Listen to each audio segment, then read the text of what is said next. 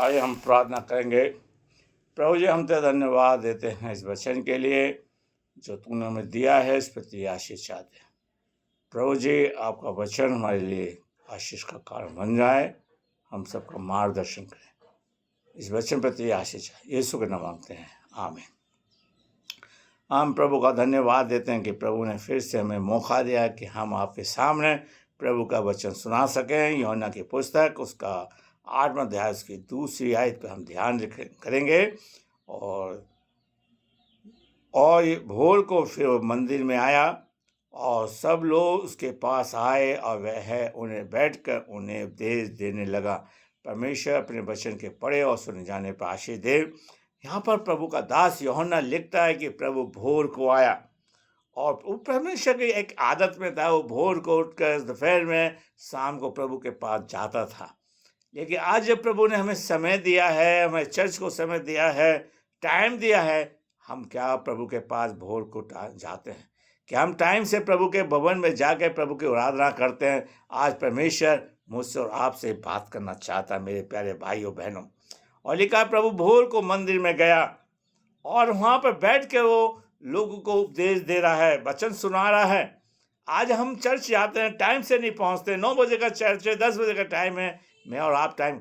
लेकिन प्रभु ने हमें ये नहीं कहा कि तुम भोर को जाकर, प्रभु कह देता तो आज हमारे अंदर बहुत हम टाइम से नहीं पहुँच पाते। आज सभी धर्म के लोग भोर को उठकर प्रभु के भवन में जाते हैं, लेकिन हम लोग नहीं जाते। जबकि प्रभु जी भोर की बात कर रहा है। प्रभु मुझसे और आपको सिखाना चाहता है कि हम भोर को उठकर पहला स्थान प्रभु को दे सकें। और हम देखते हैं उत्पत्ति की पुस्तक उसका 19वां अध्याय उसकी 27 में लिखा है, इब्राहिम भोर को उठकर परमेश्वर के सामने खड़ा हो गया। मेरे प्यारे भाइयों बहनों, वहाँ पर लिखा है, और प्रभु जी वो इसलिए उठ के खड़ा हो गया, समोद अमोरा का क्या हुआ है। और प्रभु जी क्या कहता है, प्रभु जी अगर वहाँ पर 50 मिल जाए, 30 मिल जाए, 20 मिल जाए, 10 मिल जाए, तो मैं क्या तो उनको बर्बाद कर देगा। लेकिन प्रभु जी कह रहे हैं नहीं, अगर मुझे वहाँ 5 भी मिल जाएंगे तो मैं छोड़ दूंगा। आज हम उठना नहीं चाहते, हम प्रभु के पास जाना नहीं चाहते। अगर हम उसकी की 15वीं आयत को पढ़े उत्पत्ति की पुस्तक और उसका 19वां अध्याय की 15वीं आयत, जब समुद्र मूरों को बर्बाद किया जाता है, दूत आके लूत से कहते हैं, लूत तू भोर को आके कहते हैं अपनी बीवी बच्चे को लेकर निकल जानी, तो तू भी इनके साथ नाश हो जाएगा। आज परमेश्वर मुझे और आपसे चाहता है कि हम भोर को उठकर परमेश्वर के पास जाएं, परमेश्वर के सामने अपने दुखों का बयान करें, परमेश्वर के सामने अपनी समस्या को रखें भोर को। मेरे प्यारे भाइयों बहनों, हमें अपनी लापरवाही को छोड़ना है, परमेश्वर के चरणों में जाना है, परमेश्वर से प्रार्थना करना है भोर को उठकर। और परमेश्वर का वचन हमें सिखाता है। मेरे प्यारे भाइयों, उसके सामने जाइए, भोर को उठिए, अपनी आदत को डालिए। इस शैतान ने हमें मोबाइल दे दिया, रात भर जगाता है, इसीलिए हम देर तक सोते रहते हैं। और परमेश्वर में सिखाना चाहता है कि हम भोर को उठें और परमेश्वर के चरणों। मरियम मगदलीनी हम देखते हैं उसका 20वां अध्याय, मरियम मगदली भोर को जाती है प्रभु के भवन पे, और उस कबर पर जाती है और कहती है कि, और देखती है कि वहाँ पर प्रभु नहीं है। मेरे प्यारे भाइयों, परमेश्वर चाहता है कि हम परमेश्वर के भवन में जाएं। और परमेश्वर हमसे कह रहा है, यूहन्ना के पुस्तक उसके 21वें अध्याय को पढ़ें, चेले मछली पकड़ रहे हैं लेकिन रात भर कुछ नहीं पकड़ा, और प्रभु भोर का के उससे कहता है, हे बालकों, तुम्हारे पास कुछ है खाने के लिए। आज परमेश्वर सिखाना चाहता है कि हम परमेश्वर के भवन में भोर को जाने वाले बन सकें। डैनियल शेर की मान में है और राजा आके भोर पर क्या कहता है, हे डैनियल, क्या तू जीवित है? आज हम देखें कि आज हम परमेश्वर के भवन में कौन से समय पर जा रहे हैं, और परमेश्वर चाहता है कि हम परमेश्वर के भवन में जाने वाले बन सकें।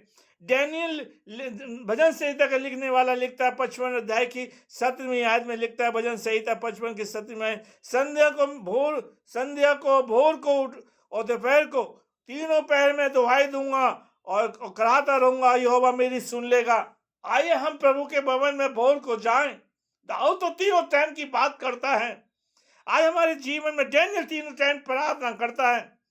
मेरे प्यारे भाइयों बहनों, आज शैतान ने मेरे से और आपसे हमारी भोर की प्रार्थना छीन ली है। मेरे प्यारे भाइयों, जबकि हमें प्रभु सिखाना चाहता है कि हम परमेश्वर के भवन में जाएं, प्रभु की आराधना करें। भजन हम अशाया की पुस्तक को पढ़ के हम खत्म करेंगे।